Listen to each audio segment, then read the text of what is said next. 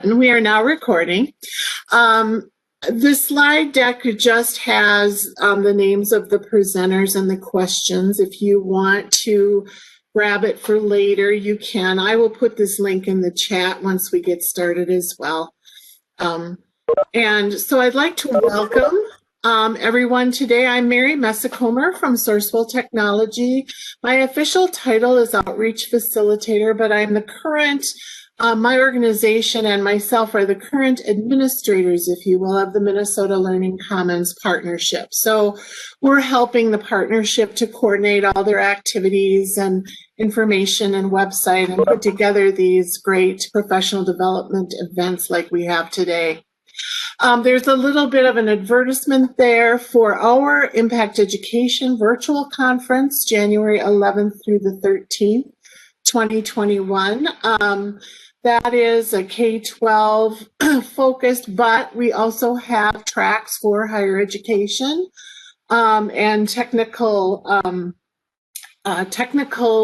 leadership in the conference as well. It focuses around education topics, period, with some emphasis on technology and education. But basically, we talk about a wide variety of things during that conference. If you're interested at all, there's the web link. Our panelists today, thank you so much for joining us. I'm going to have you introduce yourselves in just another second here, and then we will go on and move to the first questions. So I'm going to just stop sharing for a moment and come back. And Dr. Gabak, I think I will start with you, if that's okay, if you want to just unmute and introduce yourself.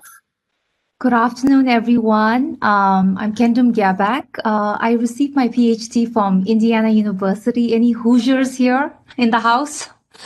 My background is, my research background is in the digital divide, studying teacher agency and teacher creativity in countries like Bhutan, Nepal, and Papua New Guinea. Here at the U, I'm an education consultant where I consult with departments to innovate their teaching and learning. Great, thank you. Dr. Rathbun, Elk River, would you like to go next?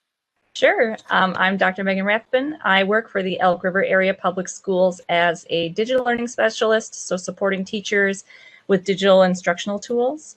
And then I also coordinate the online program offered within the district. For me, I got my ed degree from Bethel University, and my research was focused on engagement and assessment in the online world. Great. Thank you.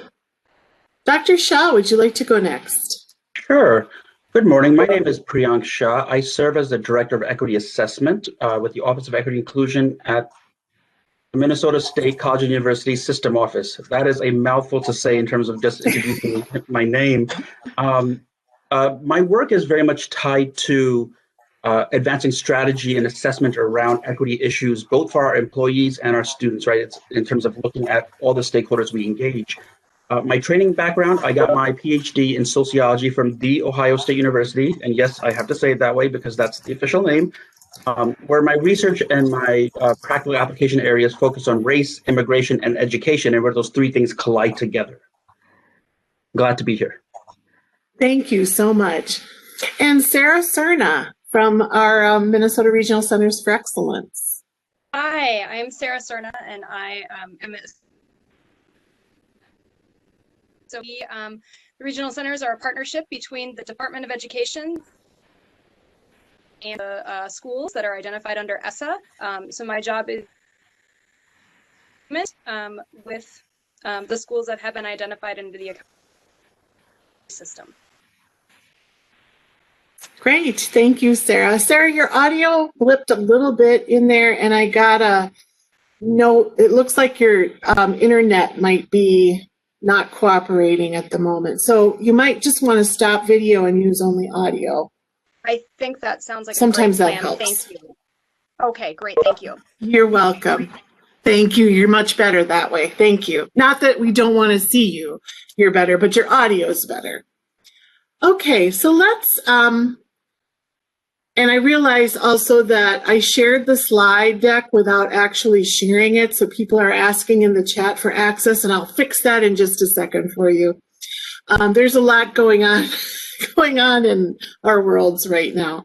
So I'm going to just start with the first question, and panelists, you can just jump in, but if I have too many moments of silence, I will call on someone. So our first question is, from your perspective, what are equitable assessment practices? And what have you seen in your work and in your institution or system? So I'll give you just a second to ponder on that. And then if one of you wants to start the conversation, please go ahead and unmute yourself and start it.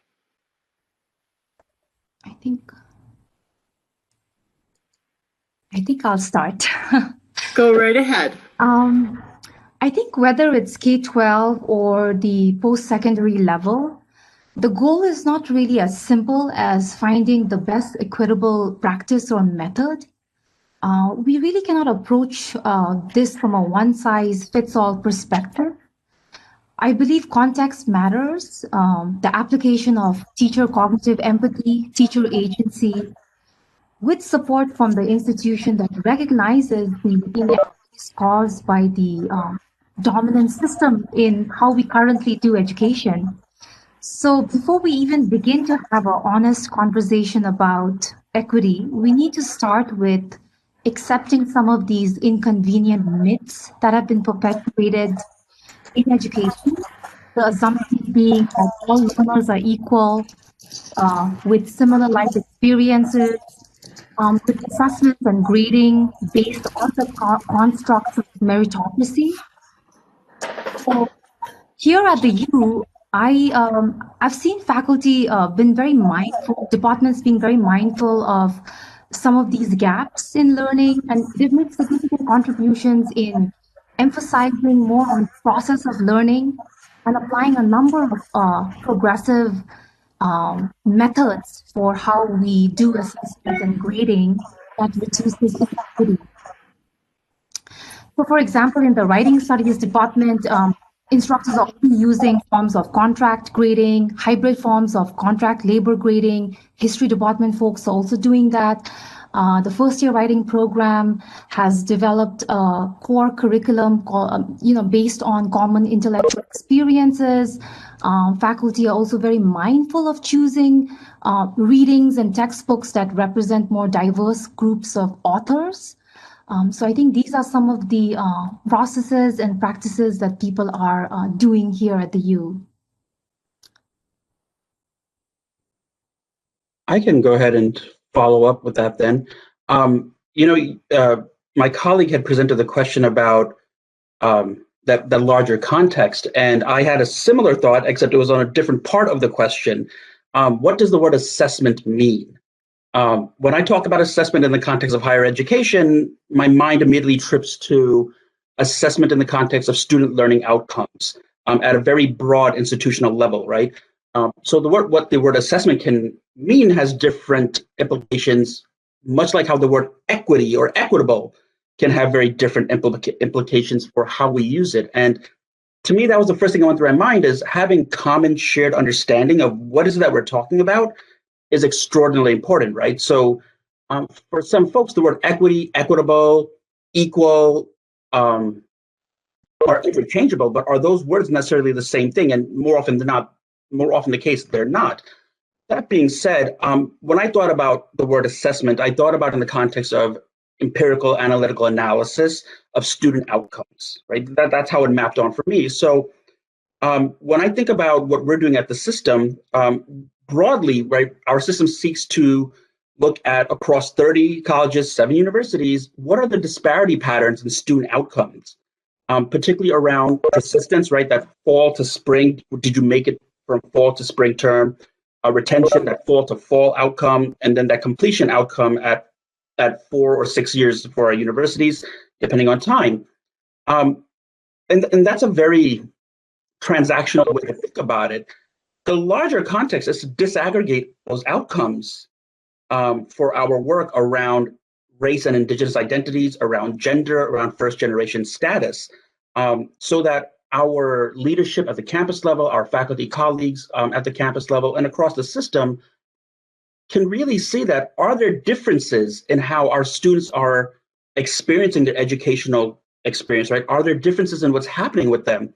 But then really, really placing an emphasis on looking at the experience of the student and what the institution can do or is doing to help mitigate or exacerbate those disparity patterns.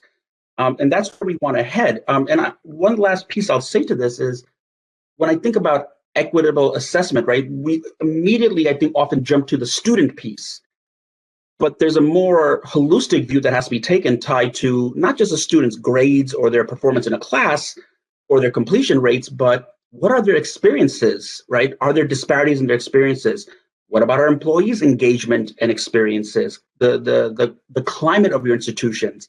So those are different aspects of analyzing and measuring aspects of our stakeholder experience that all interrelate and tie back to equity. So I thought about that question in a few different ways, and I hope I've articulated some of the work that we're trying to undertake across the system. Very well, thank you. Megan or Sarah? From a K-12 perspective, when I think about equity, obviously, you know, we all think of things like race, but one of the biggest things I think about it with equity, especially now during times of COVID, is equitable access. I think that's one of the biggest things on our mind right now when we think about assessing students and trying to determine where their knowledge is at, is how are we going to do that when we have students who may not have access to strong internet at home. We have students who don't have the devices and don't have the capability to do that with the restrictions that COVID has kind of put us into. So I think trying to shift your culture on how you look at assessment, looking at what is it that I want students to demonstrate that they know. And in my opinion, one of the biggest ways that we can have an equitable assessment is giving students the power of choice. So letting students own their own education, own how they're going to be assessed, and then really look at how can they create and choose to demonstrate that to you, which allows you to have the equity even when you have a lot of barriers that are in the way.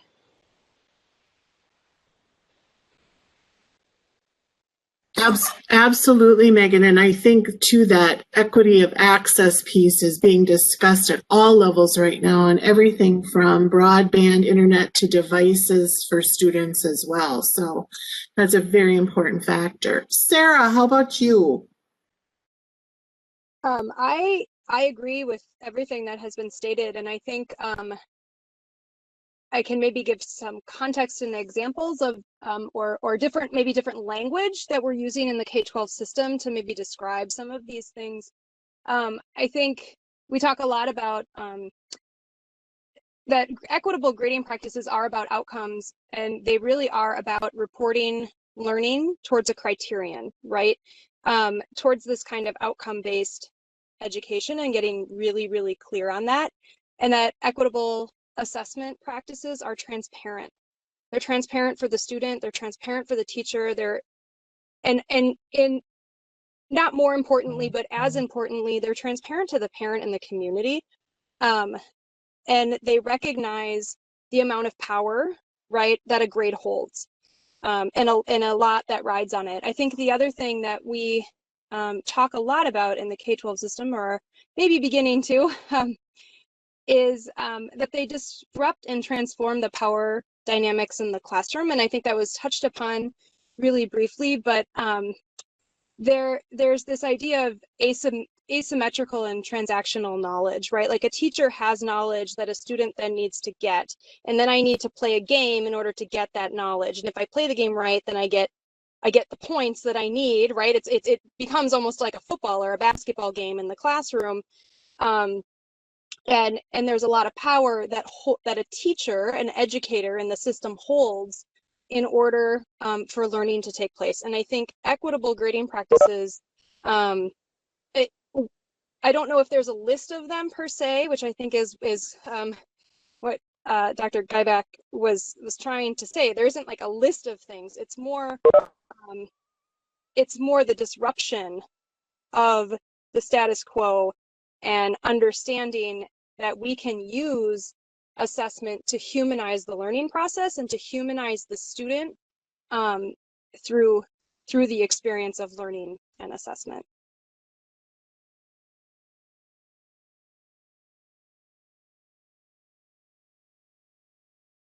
Mary, you're muted. See, I will do that too. Thank you so much, Sarah. The other thing too that I always think about is just even the value of the assessment to the student as well. So making sure assessments are authentic and meaningful from every level, whether you're higher education or K-12.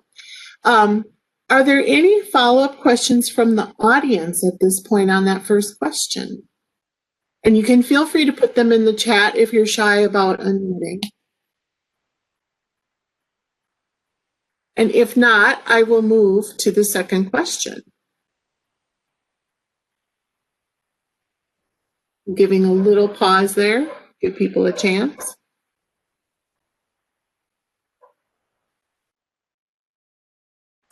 Okay, so apparently everyone is open-mouthed in wonderment at these answers and they don't have questions at this point. So let's go to the second question, which some of you touched on this a little bit with the first question, but what do you see as the purpose of assessment and or grades? And how do you see these being used, and how should they be used to advance equity? And I'll let you ponder that for a second, and then whoever's comfortable can go first. I can go ahead if okay. So when I'm thinking about assessment and the context of equitable or equity, the primary thing that we're focusing on as a system, and a lot of institutions have been doing this work for several years now, is really driving towards having greater parity in the outcomes and experiences between different groups. So, for example, regardless of what the particular metric is or the assessment metric is, are we observing a disparity between our white students and our Black students or our Latinx students? And how big is that disparity? And to realize equity is to mitigate and to narrow and ideally, in the context of our major initiative, Equity 2030, to eliminate those disparities. That could be at the course level, right, in terms of grades. It could be at the institutional level in terms of retention and completion. There's lots of different ways it plays out. And one big, and you'll hear me say this multiple times as I speak, what we're really driving towards in terms of what's the value of looking at those disparity patterns is we really shift the focus on our institution. What is the institution's role in shaping and impacting those disparity patterns? And really asking our colleagues at all levels about the questions of what is it that we can do? And how do we understand what our practices as a school, as an institution, as a practitioner, our practices, processes, pedagogy, curriculum, environments shape those disparities? And from my lens as a researcher, that could be done through looking at course grades, or that can be done at another level. So it's a pretty broad view, but there's a lot of power in assessment and looking at disparity patterns.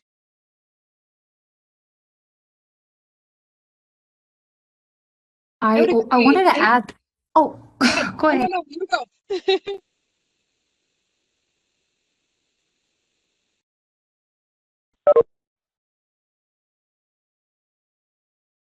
Go ahead, Megan. Was that you who started to speak?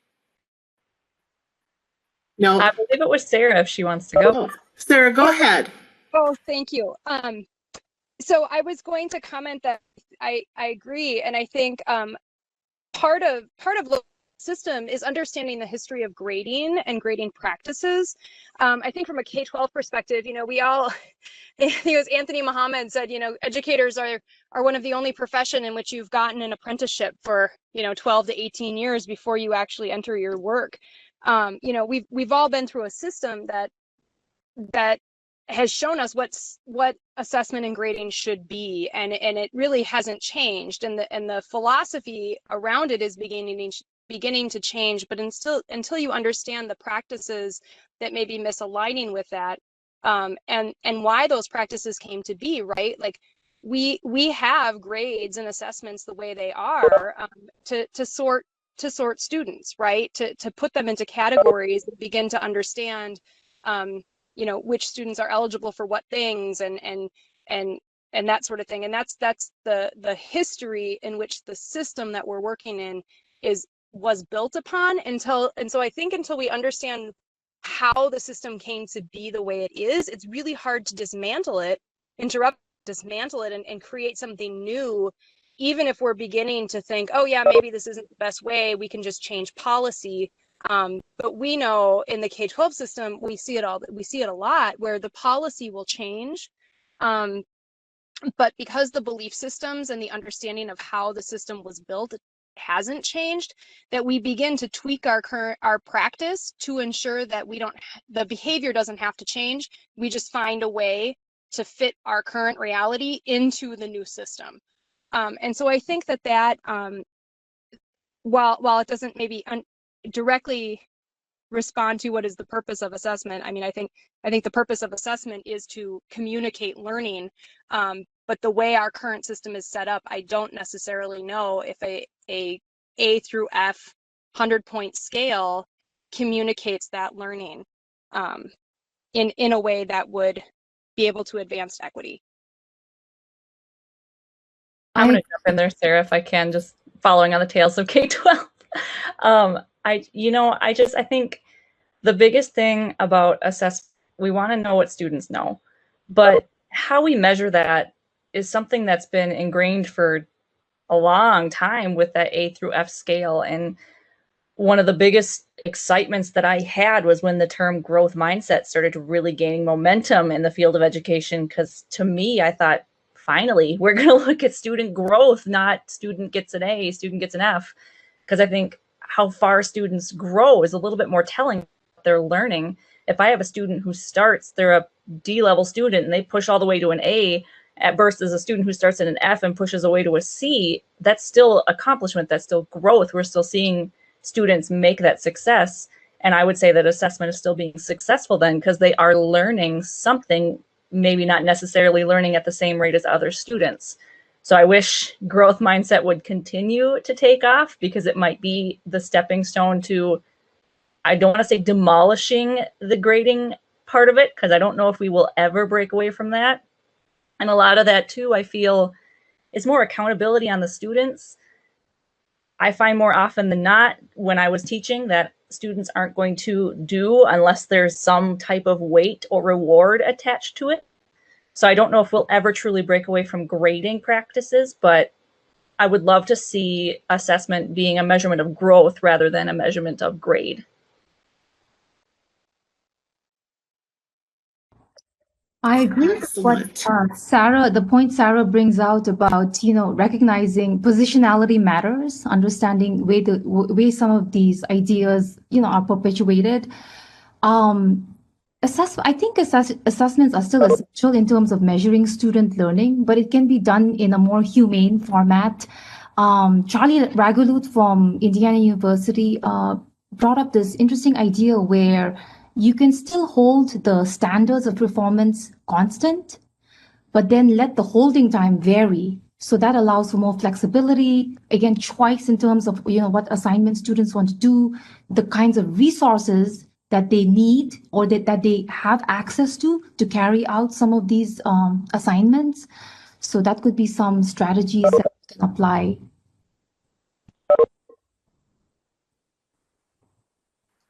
Excellent. We do have a follow-up question in the chat, so I'm going to just go ahead and read that because it's a multi-level question. From a practical perspective, how can we identify disparate groups? I see this as a complex challenge. How can we, for instance, identify household income levels, race, ethnicity, disability, and so on without being provided with some kind of mapping?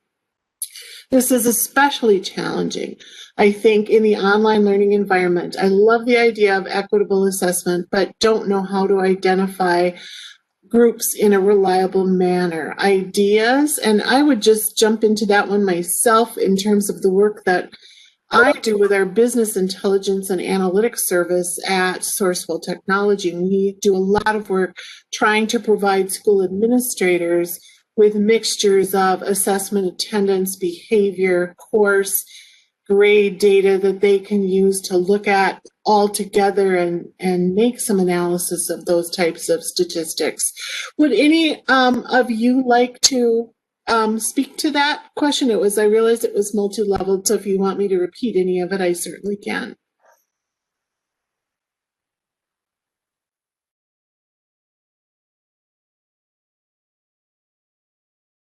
I don't necessarily have an answer for it, but I think one of the strongest things we're going to learn, especially with online or distance education, is the value of relationships with students.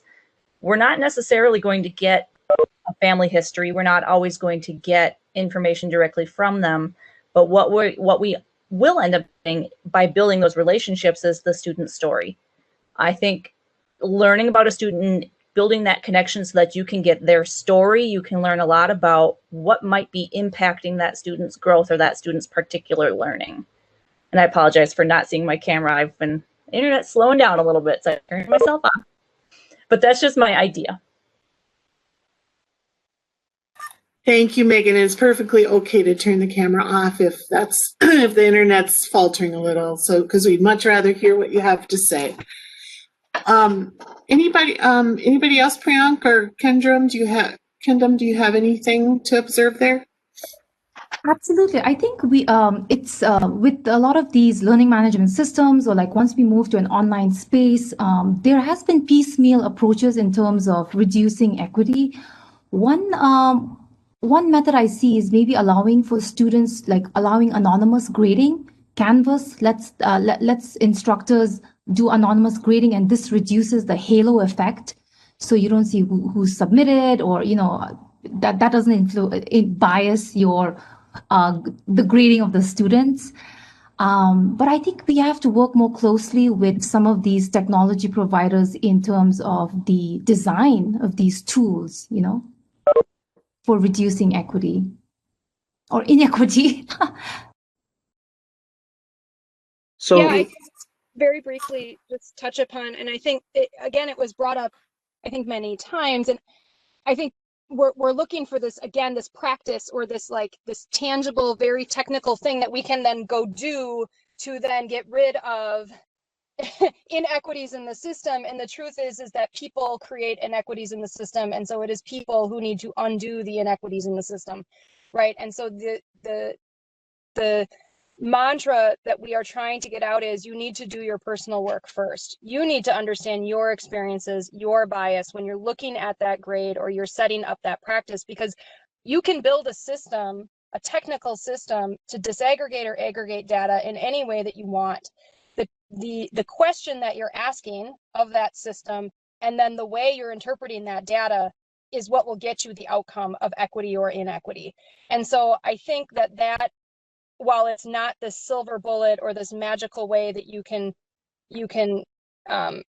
look at data, I think if you stay criterion referenced, right? So we're looking at groups of people or students and how they're performing to a criterion, not to each other, right? Like we get into problems when we start comparing student group to student group instead of how our students doing to a criterion, and some are doing, right? Some are not performing at the same level towards this criterion.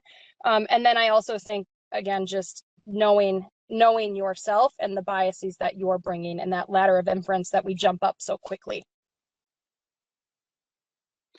So as I look at the question, and I've read it like 4 times now, like there's levels to this question.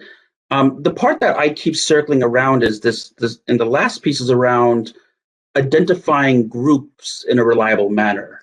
And I'm struggling to make sense of what does that mean, and what's the context of that question. I imagine that when I think about that question of identifying groups in a reliable manner, to me, at some level, that's pointing to the ability to collect data on our students and information on their socio-demographic background. I'm not sure if that's the tone or the intent of the question. So to me, that's an important starting point, is to examine aggregate patterns, right? Whether they're for a particular subject or a particular grade level, to observe as a group of colleagues, are there disparity patterns that you're observing across some particular dimension of socio-demographic characteristic? But I'm not 100% sure what the challenge there is with the question.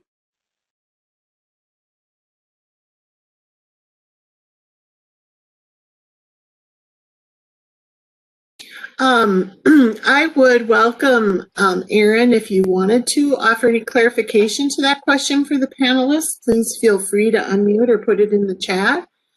We'll give you a second to do that. In the meantime, while you're thinking about that, I've just got a couple other comments I'll share here from the audience. One of the most frustrating things in K-12 is that parents whose children are thriving in the traditional grading system have louder voices than the parents for the more marginalized groups. This really stalls change, and I think a lot of people could agree with that one. And that was followed up with a question. One of the questions I ask now is, who does this decision policy practice give power to, and who does it not give power to? So that's a very good observation as well. Megan threw in there, we want the easy button, and don't we always want the easy button when it comes to any of our questions in education? Absolutely. So do any of the panelists have anything else they'd like to add to that thread at this point? And so if you don't, that's fine. Just tell me. There's no easy button. That the complexities of how we've come to this place of having inequity and racial disparities across a multitude of levels of education. There's no easy button to this work, and that's one of the biggest challenges, I think, for any institution, K-12 higher ed, is we want to be told do XYZ and you're good to go. And the reality is XYZ, you're good to go, isn't going to address the complexity of why these inequities exist and these disparities exist in our student outcomes. Mm-hmm. I think about, too, the struggles we've had in the K-12 world for several years now about the achievement gap, and not being able to narrow that, and all of the complexities that go in with that. I have to agree that there's definitely not an easy button for most of these questions. Sarah, Megan, or Kendom, do you have anything else to add at this point? I think for me, I go back again, it's not an easy answer, but it is a place to start. And that is, again, going back to historical understanding of how the system was designed, right? Like there's this phrase, it started in the healthcare field and now it's kind of migrating into education. And that is, every system is exquisitely designed for the results it produces, right? Like we have designed this, and it's not just in education, but we have to recognize when we start talking about power structures and all of this, that education fits in the center of, or alongside many other departments, right? The Department of Health and the Department of Urban Development and the Department, right? Like the Department of Transportation and Corrections, and right. So like we don't function on our own, but the one thing that we all do have in common is the histories of our nation and how our nation was built to marginalize and oppress some groups of people. Those groups of people have changed throughout history, and it has been exquisitely designed to uphold and uplift other groups of people. And so I think until we truly understand that, we will not truly understand why we have inequities in our assessment and grading practices. I really want to piggyback on what Sarah said. Sarah, I love your words because they're very similar to my own written talking points. And I'm going to go a step further and say, who's the group that it was designed for, right? And confronting that reality of our education systems have been built to serve one particular social group. And while that has changed over the years, we are continuing to head in the direction of change. Our practices are still operating from that heteronormative white place. And so, Sarah, I'm not going to put the words in your mouth, but I'm going to go ahead and say, when we talk about what group, let's be explicit about it. And I know that's uncomfortable, and for some of us, it feels very icky to talk about race. But if we're going to have the equity conversation, we can't dodge the conversation on race. And I'll share more in my closing for question number 3. But Sarah, I really appreciate your words.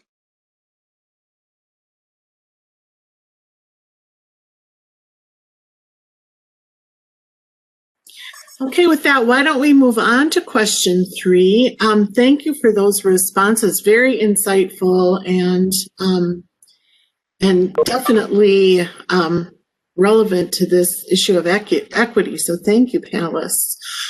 Question 3, if we want to move there, and you can, of course, feel free to revisit any of the questions in your comments. Question 3 is, if you were going to advocate for one practice or one change for educators to make that would improve equity, what would that be? Oh, this is kind of like the easy button answer, I think. But maybe your top priority thing that you think would change things.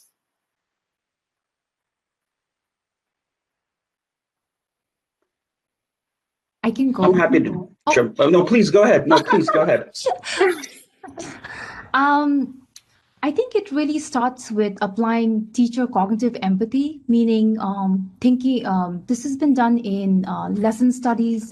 Bill Silverman coined this term, looking at how Japanese teachers taught students in Japan. And they start with actually thinking how the students think in the process. I even studied this in Bhutan with teachers in highly under-resourced schools.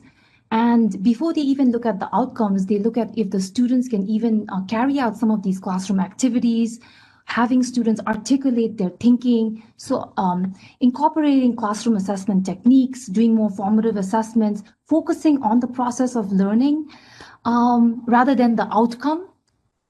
So absolutely, it's a cultural change, right? It's really recognizing some of these, the hegemony. I think there's no easy button answer, but for starters, I think George Koo has come up with a really great framework of high impact learning practices. So engaging students in collaborative learning, empowering students to use a number of tools, community-based learning. There's a number of lists here, but I can let others talk on this. I'm waiting for Sarah to talk so I can say my words after hers, but I will wait until Sarah speaks because I'm excited to hear what she says next.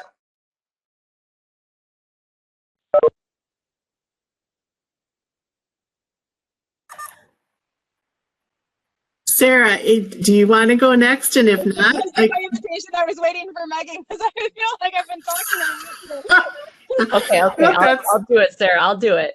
Megan will do it. All right. I would look at and approach this question going to the very, very basic level of what as a teacher can I do? Because this is, as we've all kind of alluded to on the panel, this is a multifaceted issue. It cannot just be solved in education. There's so many other impacts that are just weighing on this. So what as a teacher can I do to try to change this? And I think the biggest thing is awareness. Educating yourself, having awareness, knowing that you should invest time in relationships in your students. You should still value assessment. Speak up within your school districts. See if you can implement a change to your assessment practices within even in your own classroom, and having that foundation to try to inspire others. Because I think we have seen that a voice can be powerful, and it usually only takes one spark to start that fire. So I really feel like as a teacher, you have so much power in that classroom to take the assessments that you do and use the ability to learn your students, learn what causes them to grow, give them that voice and choice, and allow them to create and inspire you to control what you can control. Because you ultimately cannot determine what the state, what the government is going to decide, how education is going to change. You as an individual teacher don't have the power to make those changes, but you at least have power in your classroom to change the experiences of those students.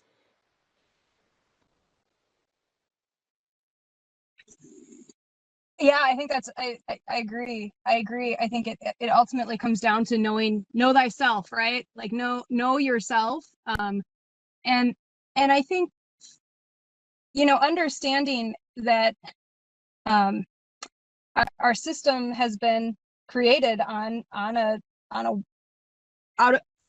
in order to perpetuate whiteness, right? And so we are all working to uphold that, unless we are very, very directly, authentically, and diligently working against it, right? And so you're either working towards upholding the system, or you are working against it to dismantle it and transform it. And so I think while not the easy button, most certainly understanding the role of dominant systems in your current education practice and in your classroom, and how those things are playing out, whether they're intentional or not. And I think that's really, really important to say, is that, we go through training as teachers and as educators, and we learn to be educators in a certain way, and we trust, right, those who have educated us in order to educate us in the best possible way. And so we go out and do those things that we've been told to do, and then we walk into a system that then upholds those ideals as well. And so I think it's really important for us to just stop and reflect. Now, if you're a technical person and you need policy, I mean, Joe Feldman is fantastic, and he has 100% amazing ideas on the policy technical side of it. But as I have seen, and frankly, as I have done, let me be very vulnerable here, having worked in a system that said we're going to change our grading practices without understanding the why behind it, and how my current practices and belief systems were driving my assessment systems, I just found ways to manipulate numbers in a grade book to continue my practices until I truly did that self-reflection and understanding what my belief and value systems and how those were created. So once that work happened, then I was able to dismantle it. So I think it starts with self. So, Sarah, again, right? You queued me up really beautifully, as well as my other colleague that shared the discussion around awareness. So there's a few words that were said here that dovetail really well for what I'm going to say next, and it's that next extension in many ways of what Sarah was saying. That self-reflection piece, that awareness piece, the relationship piece, and looking inside. So my answer to the question of what's the one thing I would advocate for is embrace discomfort. And I'm saying this to the teachers, I'm saying this to the administrators, I'm saying this to groups of faculty. Embrace discomfort. Work to develop personal and professional comfort talking about difficult and uncomfortable topics regarding how we engage our students, how we engage our colleagues and our communities. Developing comfort talking about how we, our institutions, our work, our teaching are shaped by our practices and views towards race, bias, sexism, homophobia, and any other non-normative identities and experiences begins with us. And that's a really difficult conversation for a lot of us to have.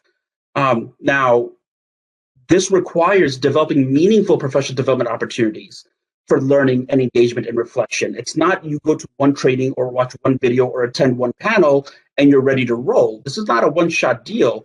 And particularly for our faculty colleagues, right, working alongside in groups with your colleagues, having these difficult conversations requires you to use Sarah's word. You have to be vulnerable. And that's really, really hard for us as a society, particularly in the West. So my big punchline is, in agreement with my entire set of colleagues and their comments, is embrace discomfort.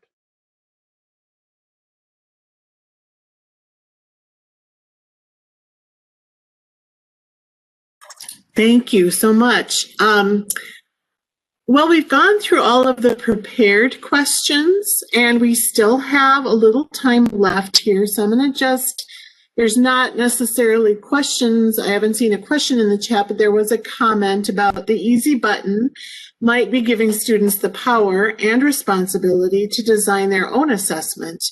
Ask them to show you what they know in a format of their choice and make it authentic. And I know we talk about that a lot in K-12 with project-based learning and lots of other types of methods like that. And I'm sure in higher education, it's probably not a lot different. What I'd like to do now, if the panelists are okay with it, is we have a few minutes left, so I guess I would just open it up to any closing observations or comments that you would still like to make, or any questions you would like to pose for your colleagues. So I will mute myself and let you think about that.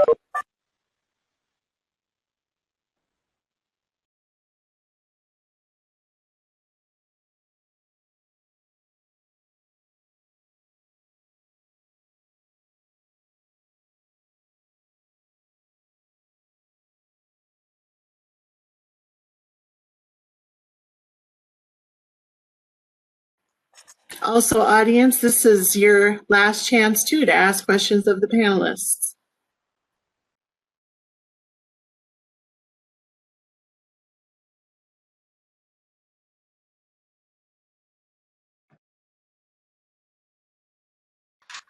Okay, we do have a question from the audience. And are the panelists aware of any resource that would assist a teacher in preparing a non-biased assessment in terms of language used, word choice?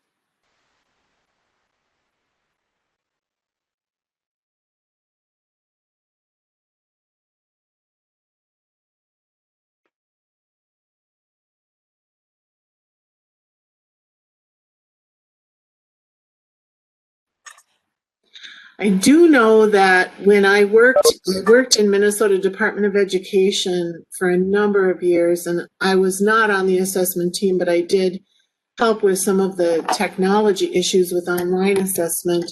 And I know that there was a lot that goes into eliminating bias and making sure the statewide assessments are fairly neutral from bias. That way too, they debate and debate and debate every single question. So I'm not sure if there's a single resource out there or not.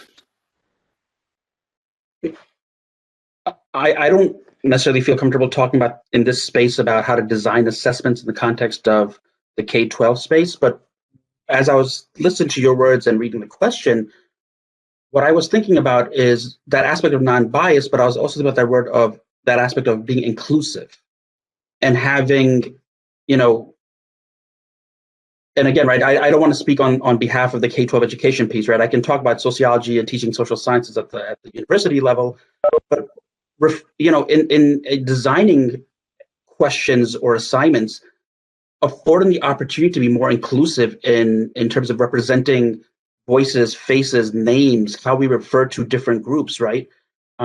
So part of being non-biased is inherently also engaging inclusivity and making your diversity of students reflected in how we design the assignments and questions so that they feel connected to it. And again, I'm saying this just from my lens. I don't want to say this as an authority in the K-12 space.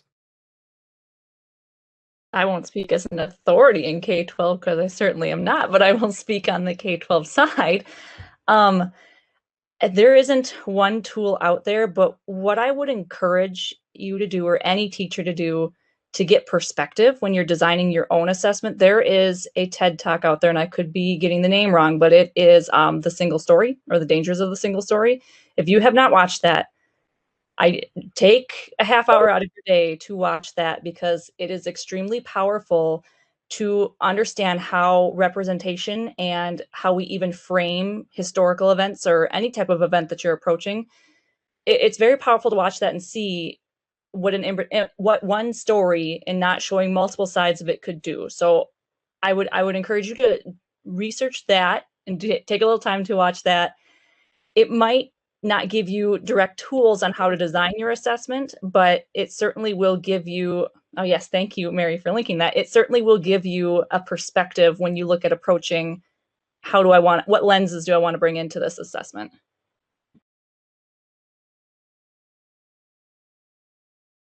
Thank you. So what comes to mind right now is I think there's a number of critical theorists. One is Lewis Moll from New Mexico State University. He talks about the funds of knowledge, where teachers bring in students' own cultural practices and all, and embed that within the classroom activities and the assessment design. And this really engages students. They identify with the curriculum. I can post some of these resources in the chat too.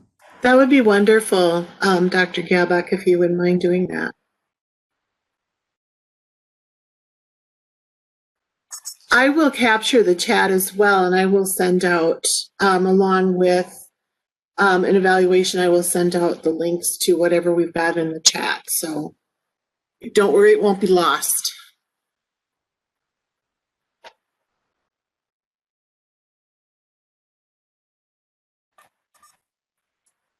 I just want to say, and this is, oh, no, I'll stop. Oh, I was just going to say, Mary, I did see a question from Chris along the lines of creating assessments with students, student-created assessments with younger children. One of the things that we've really been talking about in the K-12 system is that assessment doesn't occur outside of learning. And so you don't necessarily need to have these separate assessments, right? Like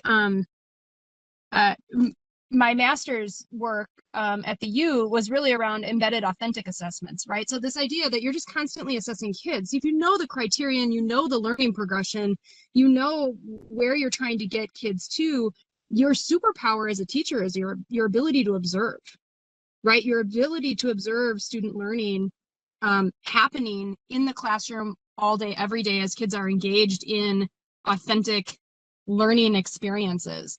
And so I don't necessarily know that it needs to be this kind of separated, like you're going to learn now and then you're going to go do this assessment piece. And so I guess I would offer that as a perspective, particularly with the younger kids, our K like K4, K5 kids. It's just so important that they don't begin to see and begin to develop this complex almost of like, assessment is this test that I have to then go show all my knowledge about, right? Like learning should be this authentic process, and we should be engaging in identity development through assessment and learning.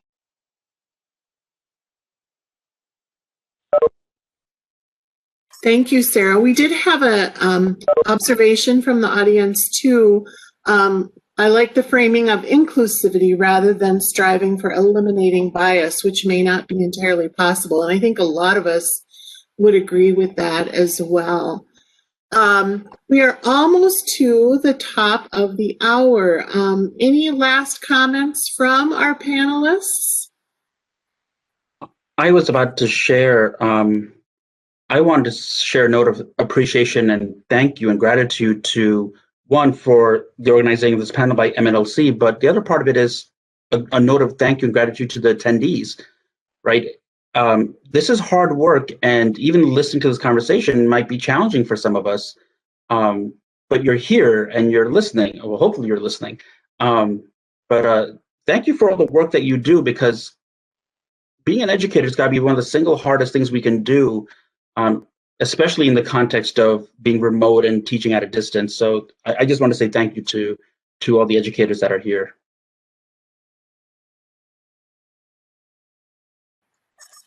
Thank you. Thank you as well, Dr. Shah.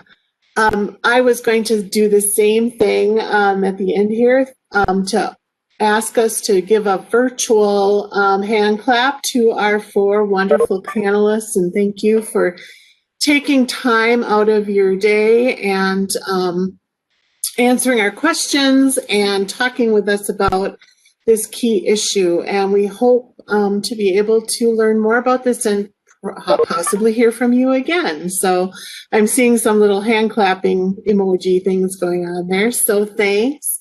And then again, I would like to say thank you everyone who attended, and I will make the recording available after. So if you had to step away for a few minutes and miss something, you'll have a chance to watch again. And I will also share out the links that were put into the chat. So with that, I think we will wrap up. And everybody have a wonderful evening and a great holiday week next week. So thanks so much.